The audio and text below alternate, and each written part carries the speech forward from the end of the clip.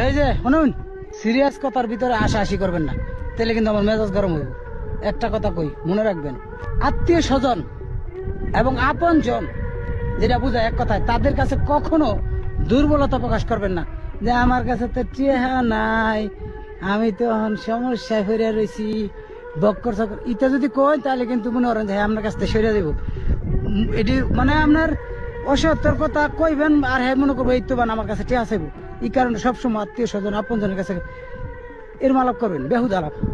চিন্তা করতেছি যে বাড়িটা আছে, এটা ভাঙ্গা যদি 3 তলা বাড়ি করি কেমন হয়, কোন ইট দিলে ভালো হয়, এটা মানে নাং সাং আলাপ করবেন। মানে ওই অনেক জমিটা ব্যস্ত থাকবেন, এটা রেখে দিতাম নাকি, মানে এরম এরম আলাপ করবেন, তাকে মাথা হ্যাং করে নেবেন। ঠিক আছে, তখন যদি কোনো সময় বিপদেও পড়েন, দেখবেন টেয়া যাবেন, টেয়া গুট গুটাই দিয়ে দিব। আমার কথাগুলো এই যে আবার কিছু মানুষ রাগারাগি করবো, গালাগালি শুরু করেন না। গালাগালি না করে ভালো করে চিন্তা করে ভাবেন যে আমি কথাগুলো কইছি সঠিক না অসঠিক।